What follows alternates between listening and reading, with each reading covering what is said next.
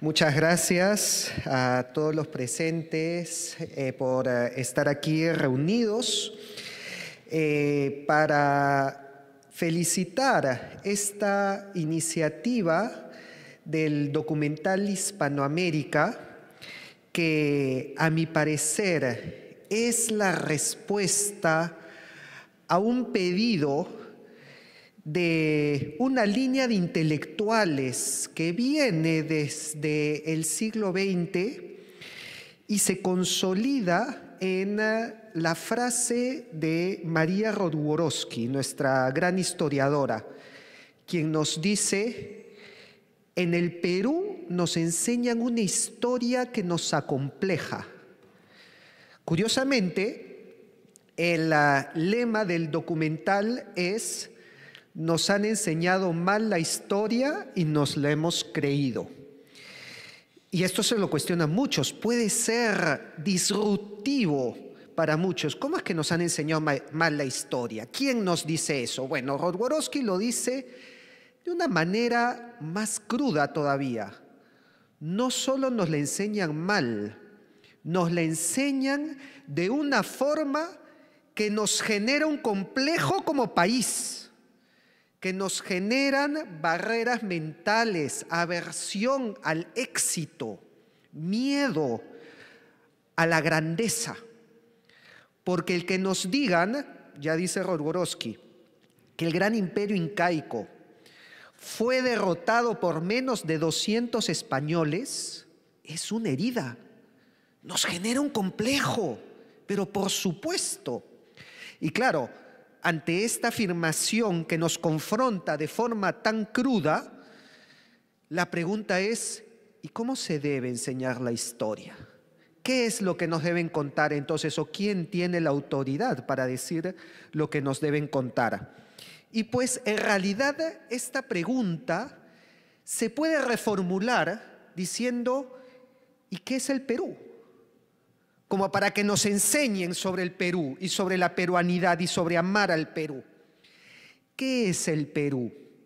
O lo que es lo mismo decir, ¿qué nos une como peruanos? ¿Qué es lo que nos identifica? ¿Qué tienen en común un limeño, un cusqueño, un arequipeño, un aymara, con un trujillano, con un loretano, con una xánica y con las demás multiplicidad de etnias y culturas y lenguas que existen en este Perú tan heterogéneo y tan diverso, que nos hace preguntarnos pues, si tenemos algo en común, si hay algo que nos une?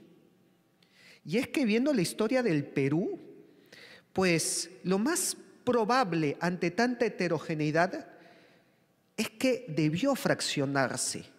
Y aquí comenzamos a buscar en qué momento se une el Perú, de tal manera que podemos llamarlo Perú. La respuesta nos lo da el historiador José Antonio del Busto, que nos dice: las fronteras del Perú coinciden con las conquistas de Túpac Yupanqui. Las fronteras actuales del Perú todavía. Por eso lo coloca Túpac Yupanqui entre los 10 personajes más importantes para el Perú actual incluso. Pero sabemos que Túpac Yupanqui no inició ese proyecto. Ese proyecto nace con Pachacútec Inca Yupanqui y nace de una manera maravillosa, de una forma mística, diría yo, lo cual no debería sorprendernos para el Perú. Porque el Perú es místico netamente y mítico.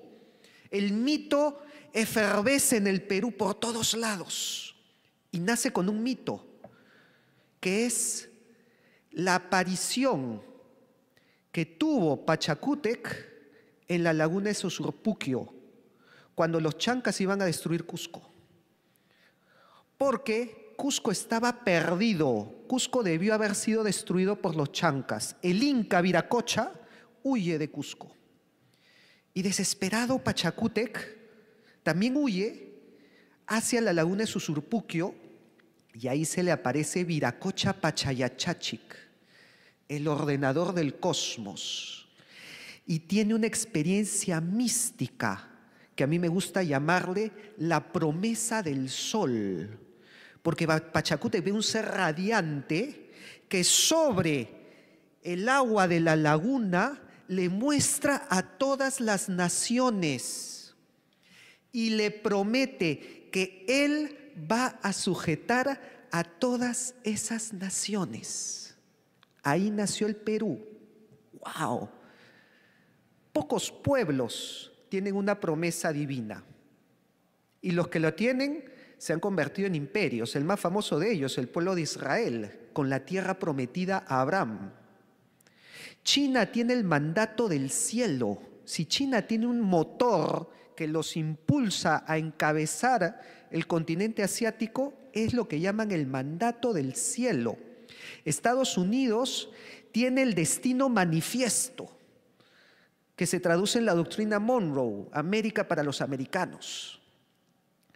Y el Perú tiene la promesa del sol, y la hemos olvidado.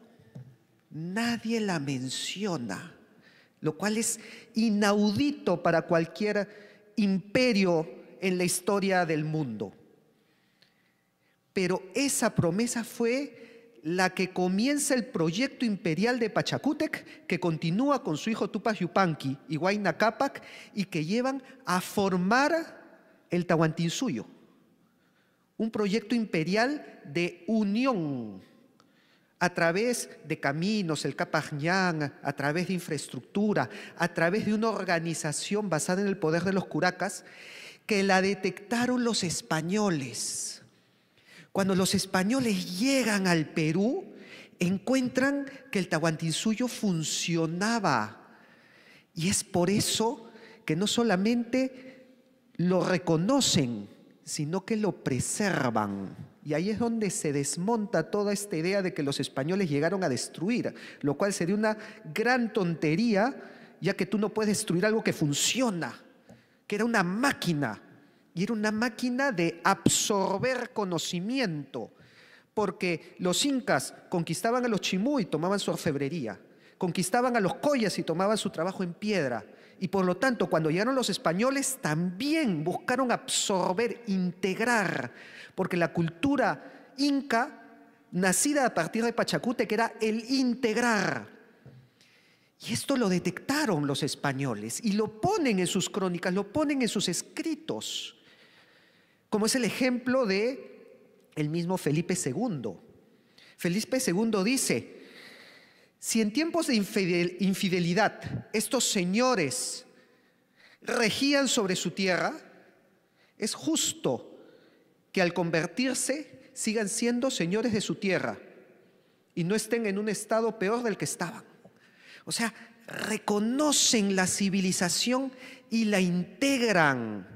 El virrey Luis de Velasco, cuando habla de la Mascaipacha de los incas, menciona que pertenecía a una orden gentilísima del imperio peruano fundado por Manco Cápac. O sea, los españoles reconocían, pero miren qué fuerte, al imperio peruano, que si se nos enseñara así, adiós complejos, chao.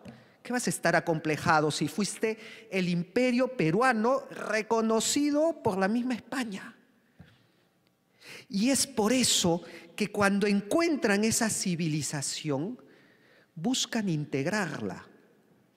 Y es ahí donde se genera el Pacto Hispano-Inca, en donde las panacas, a través de la diplomacia y de la rebelión, del uso de las armas y del uso de la política, ya sea de las armas con Manco Inca y los incas de Vilcabamba, y de la política con Pauyu Inca, a través de ambos caminos negociaron su posición dentro del imperio del Perú.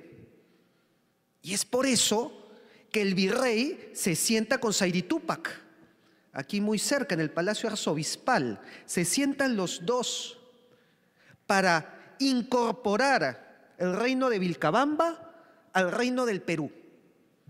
Y es a partir de ahí donde le dan los títulos nobiliarios, el marquesado de Oropesa, la encomienda de Yucay, y reconocen a las panacas. Y los que supieron ver muy bien esto fueron los jesuitas. Porque los jesuitas, cuando vieron la cultura que adoraba al sol, se dieron cuenta que ahí había una semilla del cristianismo. Y eso lo dice Garcilaso, que menciona, los incas prepararon la llegada del cristianismo al Perú. Y se dieron cuenta que a quien los incas llamaban el Inti Binti, el sol por encima del sol, quien se había parecido a Pachacútec para prometerle el sujetar a todas esas naciones, era la luz del mundo, quien habla la Biblia. Y es por eso que les mencionan y les dicen, el sol por encima del sol es Jesucristo. Y eso fue la amalgama que une el mundo andino con el mundo hispano. ¿Y por qué menciono esto? ¿Y por qué considero que esto es importante? Porque en el momento que don José Luis López Linares me hace la llamada diciéndome que va a filmar el documental de Hispanoamérica en el Perú, él me pregunta, ¿y cuál es lo mejor para filmar? ¿Qué es lo más hispano que hay aquí? ¿Cuál es esa síntesis, ese núcleo? Tremenda responsabilidad, ¿no? Pero no lo pensé dos veces. El Corpus Christi en Cusco, que es lo que se ve en el documental. El Corpus Christi en Cusco es esa esencia de la hispanidad, lo que une Hispanoamérica. ¿Por qué?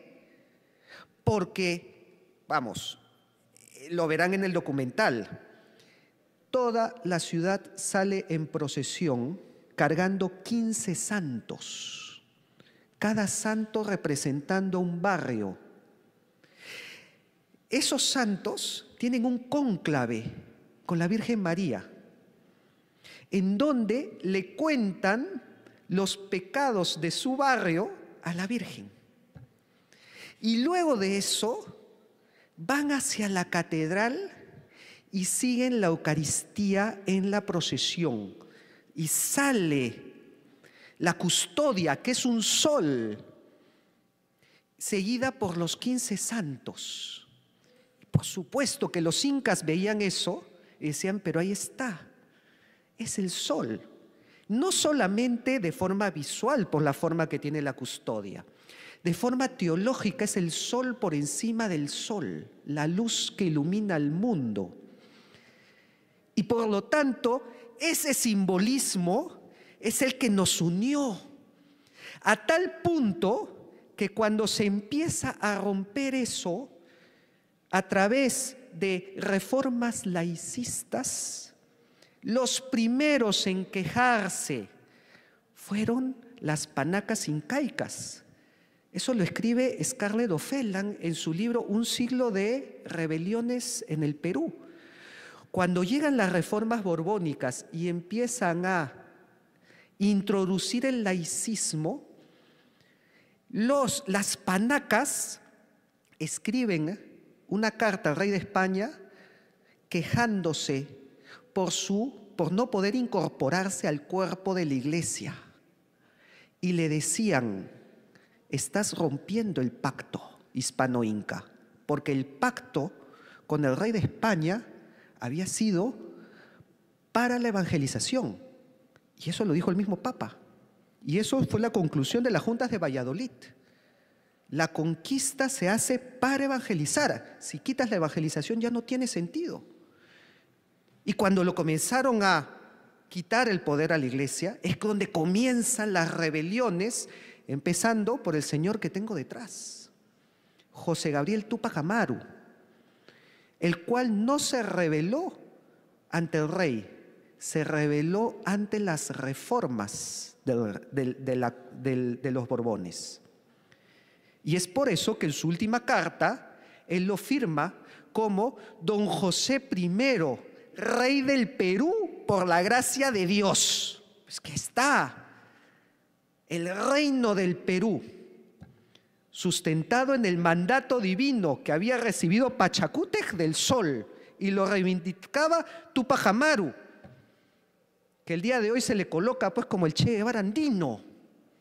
O sea, se ha desdibujado esta figura y no la han presentado pues como si fuera un revolucionario